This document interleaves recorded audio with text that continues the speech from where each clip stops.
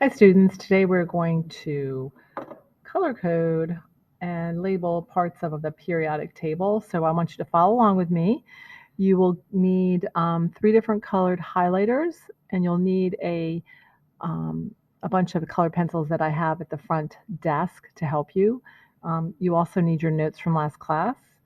The beauty of this this video is that you can pause this at any time if you are not keeping up pace with what I'm having you do, and then restart it when you're ready. So go ahead and gather those materials, pause this video, and make sure you get all those materials first.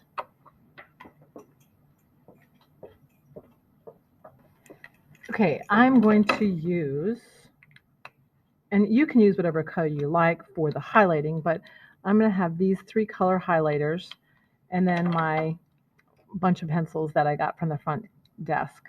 When you follow along with your notes, it tells you you need 10 different colors that are on your notes, which are these colors right here.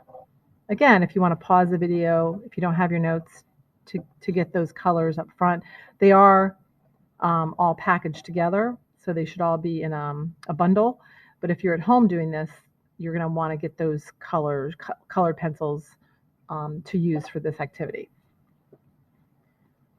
All right. Make sure your name's at the top.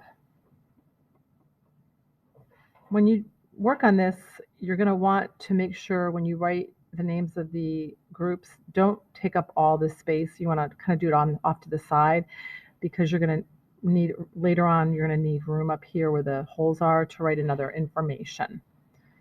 Okay, so the first thing I want you to do is number the groups 1 to 18 at the top. And I'm going to use just a red pen.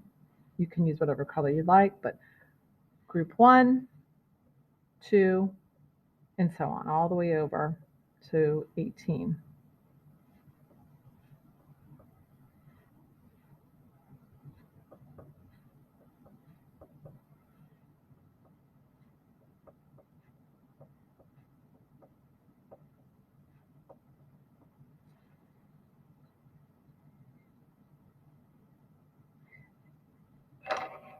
Then we're going to number our periods 1 to 7.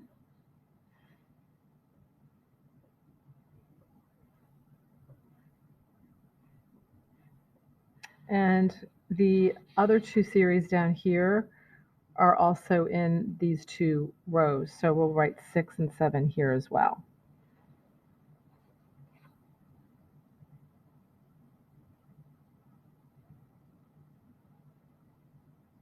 We're also going to name these 2 rows. These are the rare earth metals down here. This is the lanthanides and the actinides.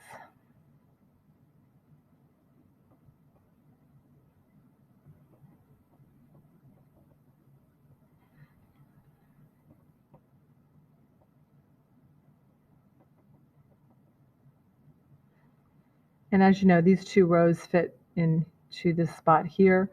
And essentially, if these 2 whole rows were placed in here, this whole periodic table from this point would have to be shifted to the right, all the way to the right, to make room for these 2 special rows. So that's why it's at the bottom, for convenience.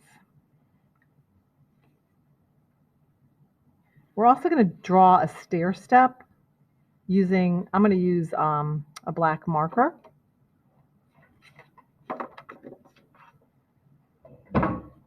Being careful when you do this that you don't cover up any numbers that are in the boxes. I'm going to start my stair step to the right of boron. And then we're just drawing a stair step. Make it nice and neat and thick enough where you can see it, because eventually we will be bordering in all of the metalloids. Remember, the metalloids are going to be adjacent to this stair step. And here we don't do a stair step down. I believe it just goes straight down, okay? So do that next.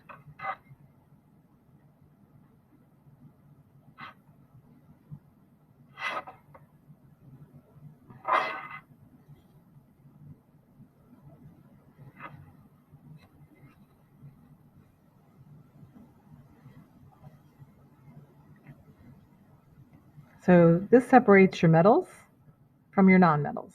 Metals are to the left. So most of the elements on the periodic table are metals. And then to the right are your non-metals. And then where these touch, the elements that touch this line are metalloids. And metalloids are elements that act as metals sometimes and act as non-metals at other times. They're also called semi-metals. Sometimes you'll hear them called semi-metals. Now we're going to use the guide that was in your notes where your task was to write the names of the elements and the color code, the families. So the first group does not include hydrogen. The first group are the alkali metals.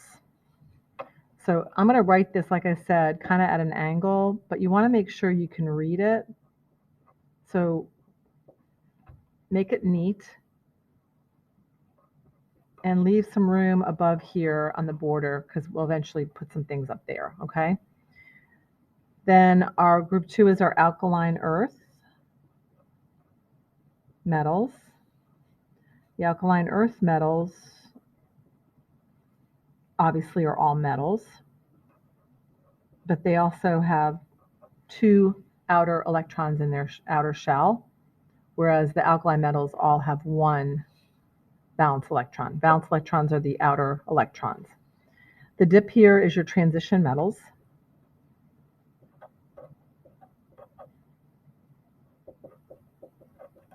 Most of your common metals that you know that that you're familiar with would be here, like copper, nickel, gold, silver. When we get over to group 13, that's the boron family. And then we just use the name of the first element to name all of these groups except when we get to 17 and 18. So group 14 is your carbon family. 15 is nitrogen family.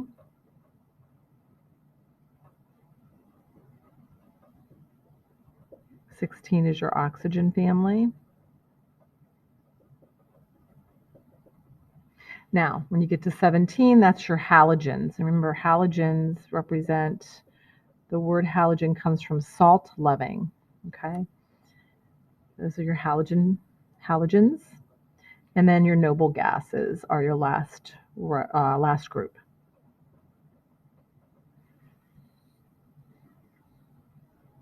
All right.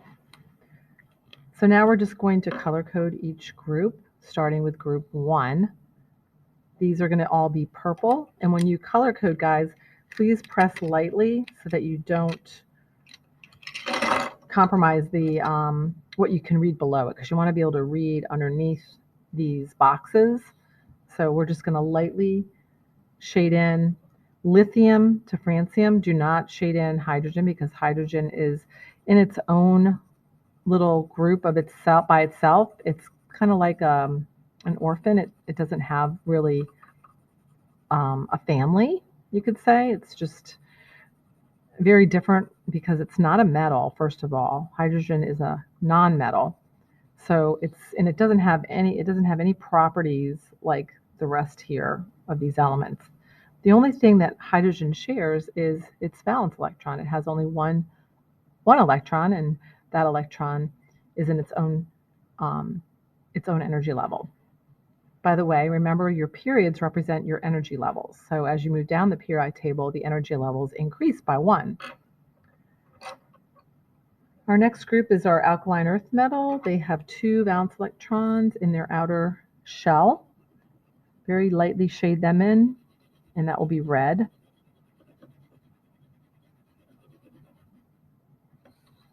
Your transition metals are going to be dark green, and they're from group 3 to 12. It's the dip.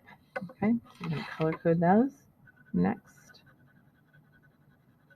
And again, light pressure, please.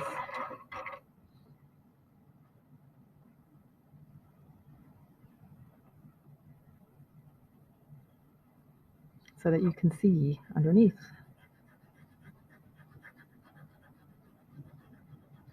So the transition metals kind of act differently. They don't follow the rules of all the other families, which we're going to get into when we talk about bonding. So just know that most of the elements on the periodic table are metals. Stop at 12. Transition metals. Boron family is this entire family, this entire group. We're going to color code that brown.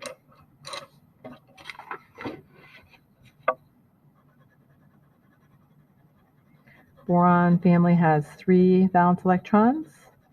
Boron is a metalloid, and aluminum is actually a metal as well as the rest of these elements in this family. So there's only one metalloid, the rest are metals. I know aluminum's by the stair step, but it's not a metalloid. Carbon, orange. Carbon family has 4 valence electrons in its outer shell. Group 14. Carbon is a nonmetal. Silicon and germanium are metalloids. Tin, lead, and flerovium are metals. Remember, the group number, if you just take off the little 1 to the left of the number, it will tell you how many valence electrons that these elements have, except for helium. Helium is a little different, like we talked about. All right, so nitrogen will be yellow. Nitrogen has 5 valence electrons in its outer shell. Nitrogen is a nonmetal because it's to the right of the zigzag. So is phosphorus. Arsenic and antimony, these two, are metalloids. And then bismuth and moscovium are metals because they are to the left of the periodic table. Oxygen has 6 valence electrons. We're going to use a light black. Most of these, all the elements here are either going to be a metal, a nonmetal, or a metalloid. So oxygen and sulfur, and selenium, they're your nonmetals. Tellurium and polonium are metalloids, and lurmonium is a metal.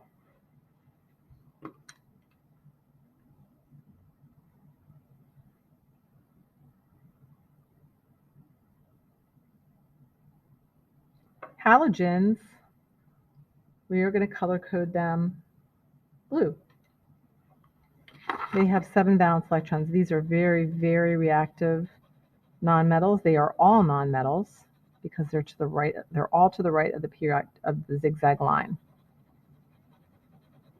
They all are acting as nonmetals with 7 valence electrons. Extremely reactive.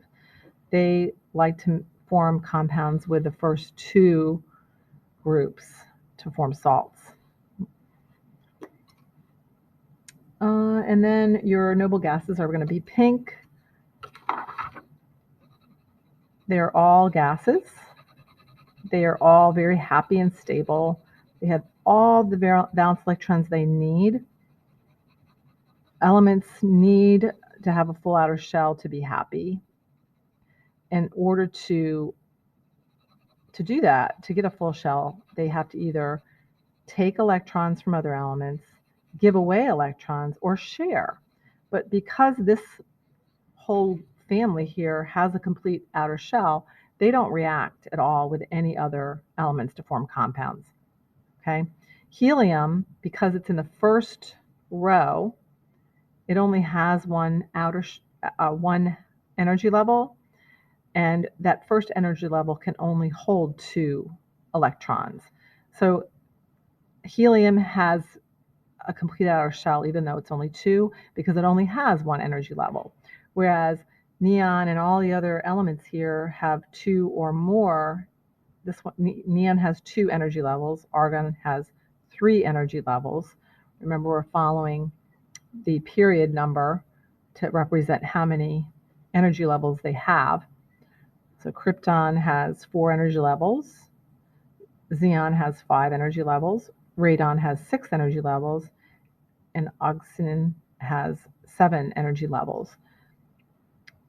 And in those energy levels, that outer energy level, there are 8 valence electrons, which is what a valence electron is. It's the outer electrons in that outer energy level. Now, our rare earths at the bottom here, we're going to color code them light green.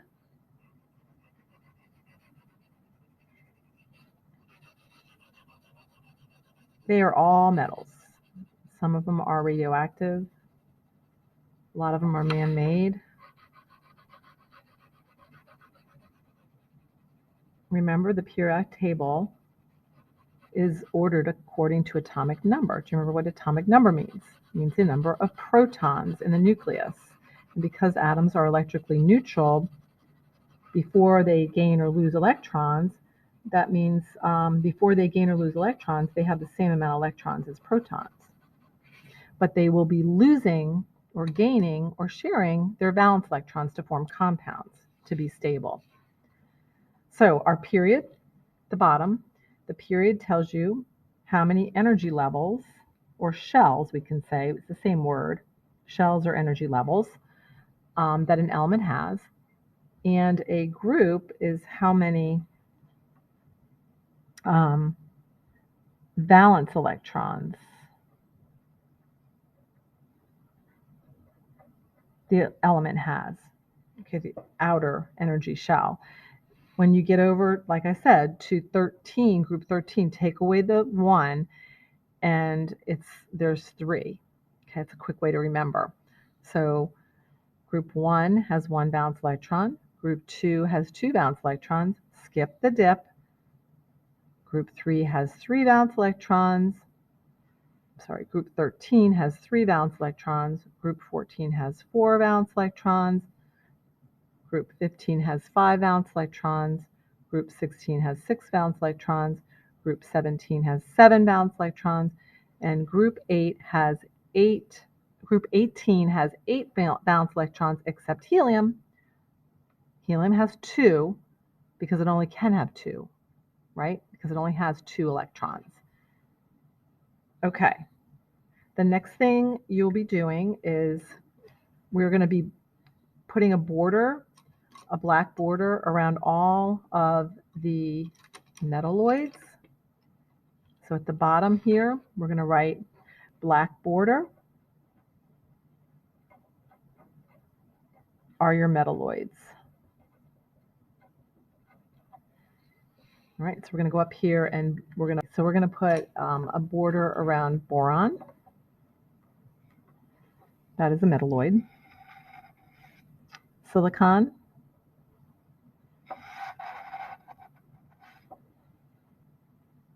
Arsenic. Antimony.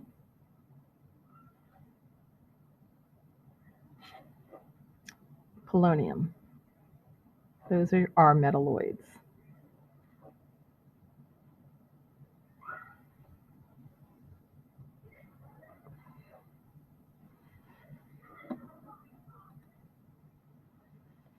And also tellurium is a metalloid. Okay?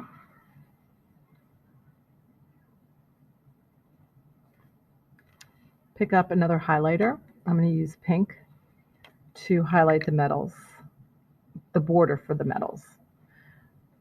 Livernium. And we're going to go all the way over to francium.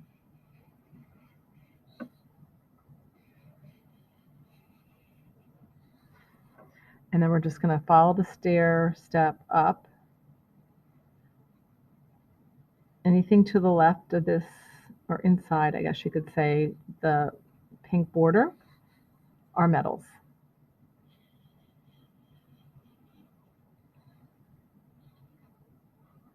Remember, hydrogen is not a metal, so make sure you put your border below it. Okay, and then we have to also do the same thing for the rare earth metals down here. So let's put a big border around our rare earth metals.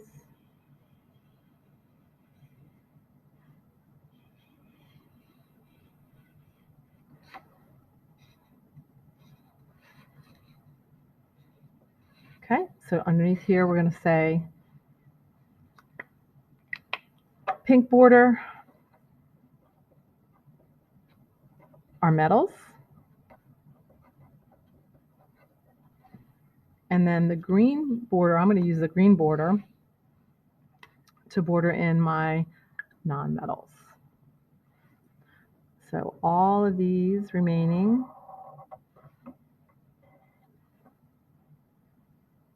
elements here are going to be non-metals.